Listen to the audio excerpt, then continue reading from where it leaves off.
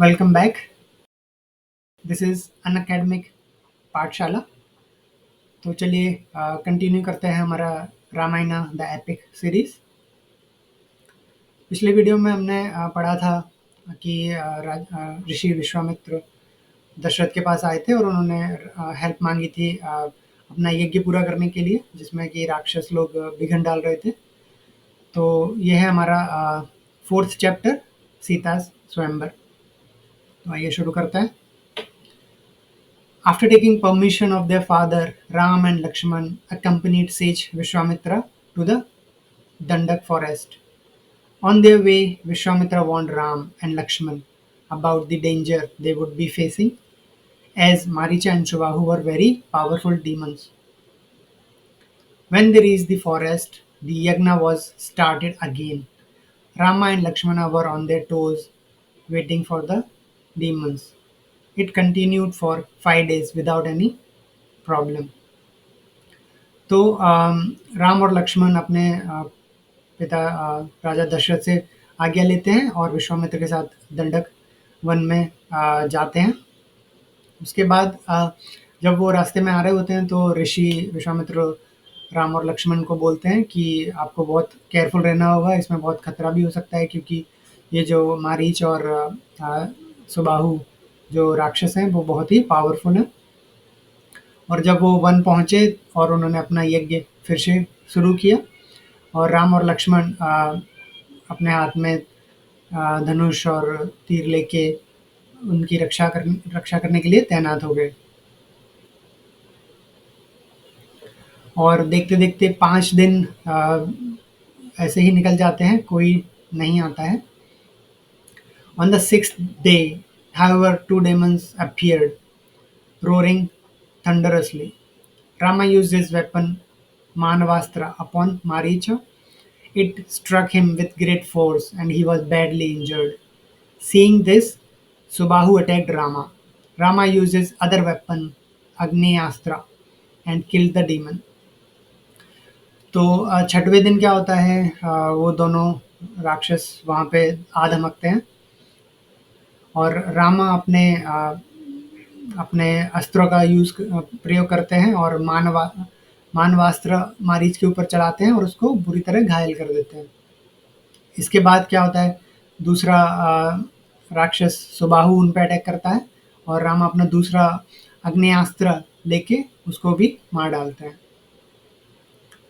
Vishwamitra gently replied, "Dear princess, I am pleased with your courage. Now, I would like both of you to accompany me to the kingdom of Mithila, where the wise King Janak reigns. He is organizing a Swamvara for his beautiful daughter Sita, in which she would choose her husband from among the most able princes on the earth. The task set for the prince to lift the Sunabh, the heaviest bow in the universe, and twang it." तो जब उन्होंने राक्षसों का संहार कर दिया उसके बाद विश्वामित्र उनको बोलते हैं कि मैं आप लोगों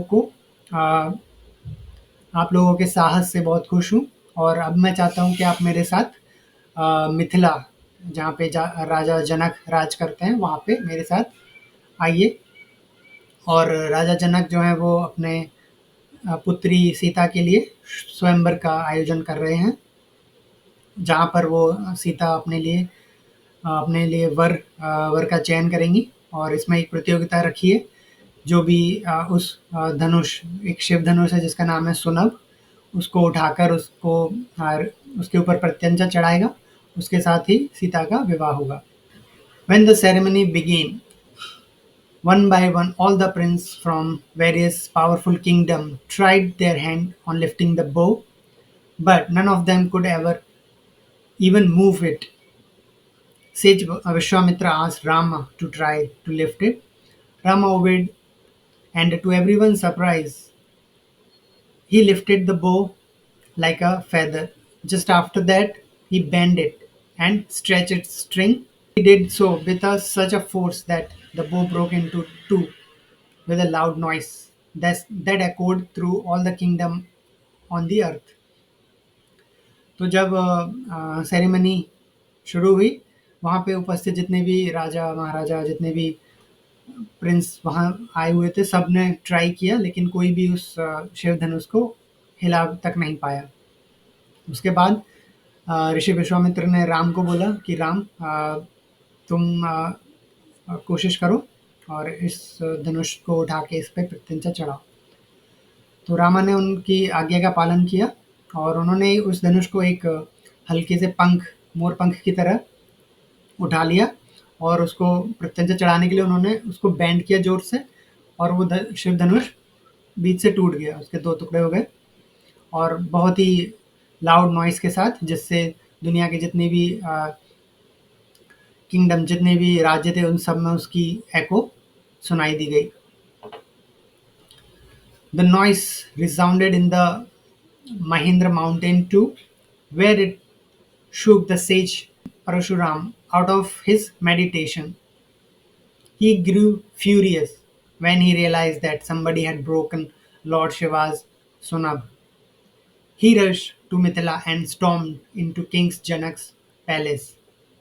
Speak out, O Janak, who has dared to break Lord Shiva's bow?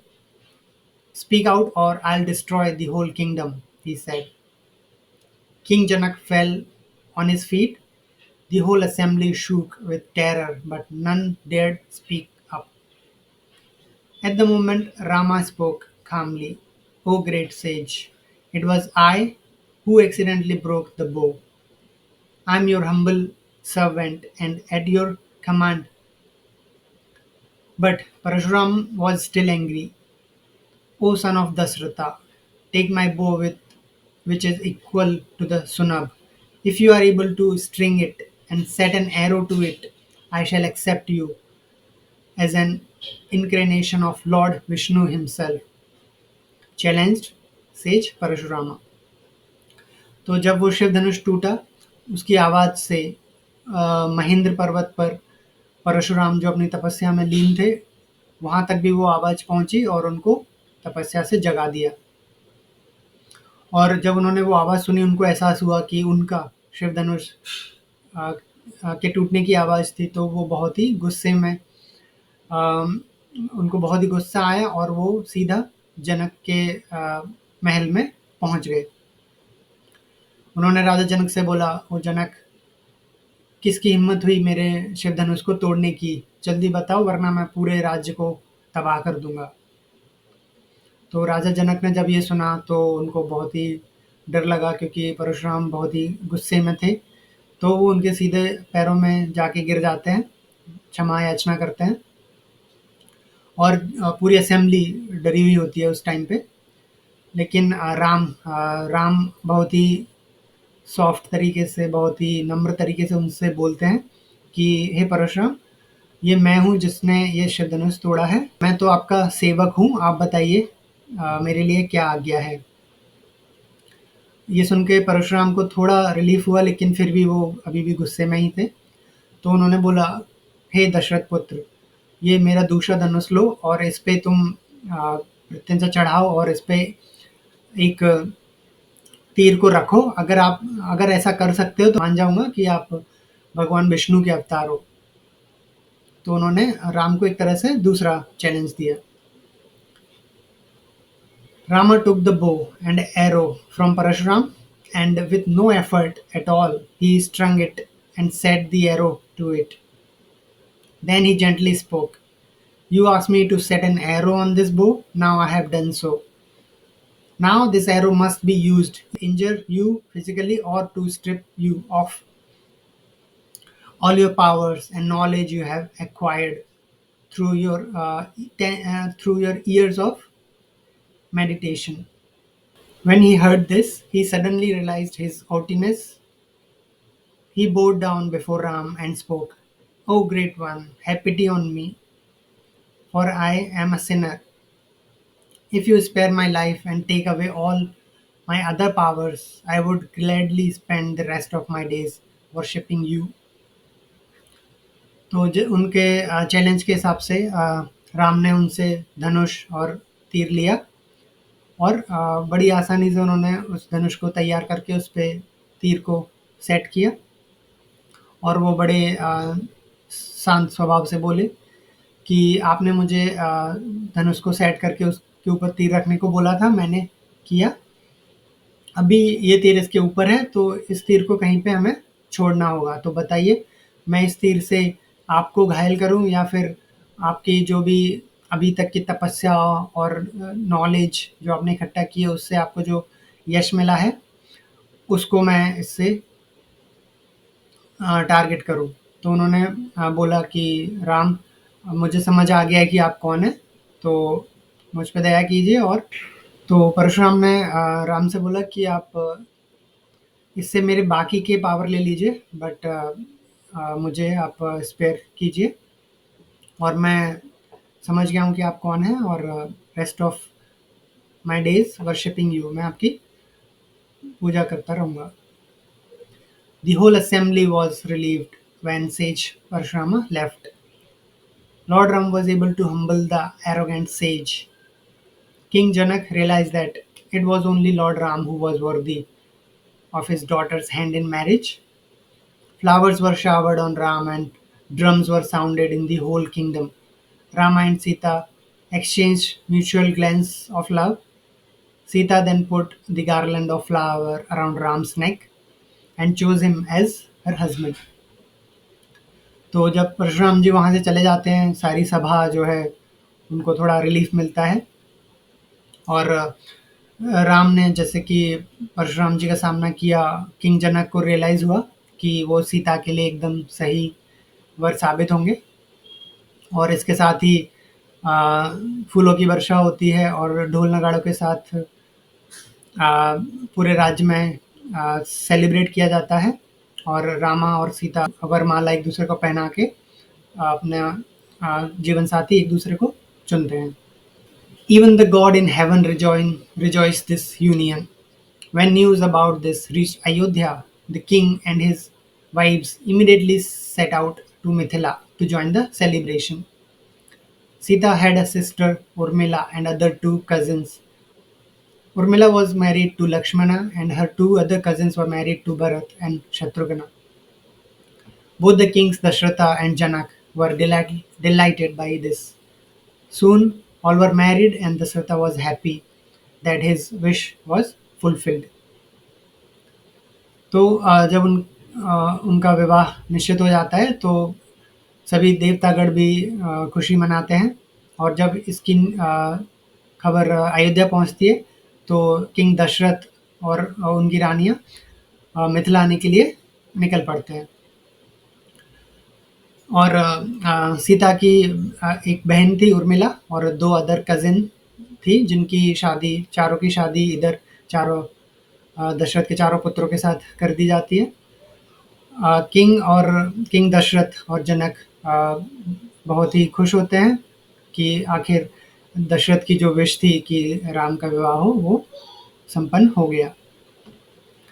Then the royal family went back to Ayodhya and the people were thrilled to have them back. Celebrations continued for days.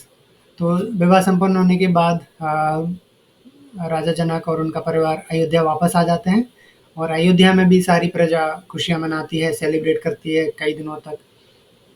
वो अपने उत्तराधिकारी के लिए बहुत खुश होते हैं। चलिए, यहाँ पर हमारा चैप्टर 4 फिनिश होता है, और अगला चैप्टर है रामाज एग्जाइल। सो हम अगले वीडियो में कंटिन्यू करेंगे। ऑलराइट, सो जुड़े रहिए अनअकैडमिक पाठशाला से, और सीखने का दौर हम लोग जारी रखेंगे। वीडियो को लाइक, शेयर, कमेंट ज़रूर करिए, और चैनल को सब्सक्राइब करना मत भूलिए।